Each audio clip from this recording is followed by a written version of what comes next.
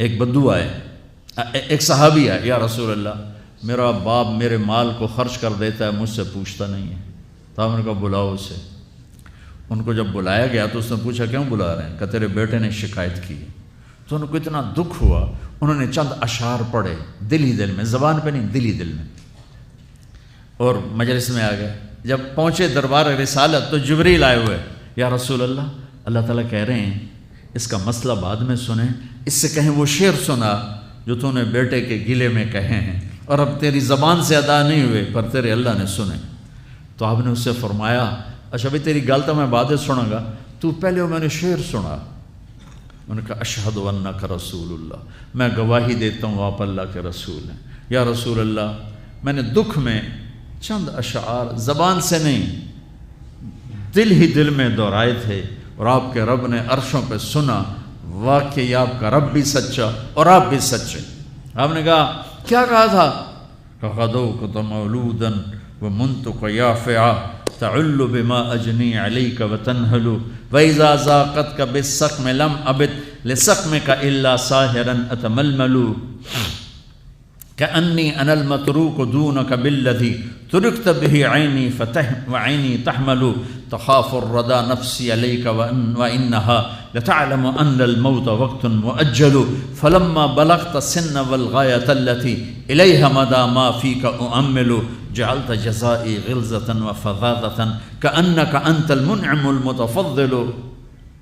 فإن لم تر حق أبوبتي فعلت كما الجار المجاور يفعل۔ میرے نبی کے ٹپ ٹپ آنسو۔ کہا میرے بیٹے جس دن تو پیدا ہوا ہم نے اس دن اپنی ذات کے لیے جینا چھوڑ دیا، ہم نے تیرے لیے زندگی کا سفر شروع کیا، تجھے ٹھنڈی چھاؤں میں بٹھانے کے لیے گرم ہواؤں سے لڑا، تمہیں ٹھنڈی ہواؤں سے بچانے کے لیے برفانی راتوں میں کام کیا، تیری ایک مسکراہٹ دیکھنے کے لیے ساری ساری رات تڑپا، ساری ساری رات اپنے آپ کو کوہلو کے بیل کی طرح اپنی ساری جوانی کا رس نچوڑ کے تیری ہڈیوں میں ڈال دیا۔ میں بوڑھا ہوتا گیا، تو پروان چڑھتا گیا، میری کمر جھک گئی، تیری کمر اٹھ گئی، میری ٹانگوں سے جان نکل گئی، تیری ٹانگیں مضبوط ہو گئیں، میرے ہاتھ کانپنے لگے، تیرے ہاتھ مضبوط ہوئے، میں لڑکھڑانے لگا، تو اترانے لگا، تو مجھے خیال آیا کہ جیسے میں اس کے لیے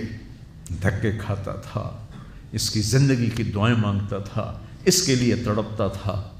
چلو آج میرا یہ سہارا بنے گا۔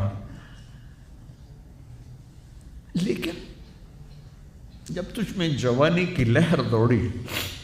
اور مجھے بڑھاپے نے کھا لیا، جب جوانی میں تجھ میں رنگ بھرا اور بڑھاپے نے میرے رنگ چھین لیے، جب جوانی تجھے سیدھا کیا بڑھاپے نے مجھے ٹیڑھا کر دیا، کمر جھکا دی تو ایک دم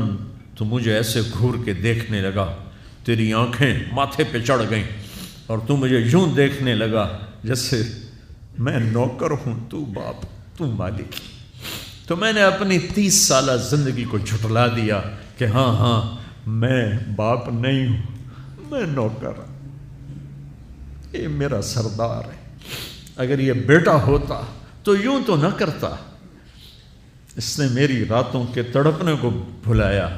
میرے گرمی سردی سے لڑنے کو بھلایا، کولو کے بیل کی طرح میرے چکر کاٹنے کو بھلایا، اپنی خوشیوں کو دفن کر دیا اپنے سینے میں، قبرستان بنا دیا اپنے سینے کو، اپنی خواہشات کا اور اپنی خوشیوں کا، اور آج تو مجھ سے ایسے بات کرتا ہے جیسے میں نوکر ہوں اور تو میرا آقا ہے۔ اچھا میرے بیٹے، میں نوکر سہی، تو سب، پر میں تیرا پڑوسی تو بندہ پڑوسی سے پوچھ ہی لیتا ہے کیا حال ہے، کوئی ضرورت تو نہیں، اتنا ہی پوچھ لیتے۔ دیکھو میں آج رو رہا ہوں، یہ بڑے دردناک اشعار ہیں، میری اردو میں اتنی وسعت نہیں ہے کہ میں ان اشعار کا درد سمجھ سکوں اردو کے الفاظ میں، لیکن اتنا بتاتا ہوں کہ میرے نبی روتے روتے ہچکی لگ گئی، اتنا روئے، اور آپ نے اس بچے کے گریبان کو یہاں سے پکڑ کر دفع ہو جا، میری نظروں سے دور ہو جا، انت و مالک لابیک، تیرا سب کچھ تیرے باپ کا ہے، یہی باپ آج تمہارے ہاتھوں ذلیل ہو رہے ہیں۔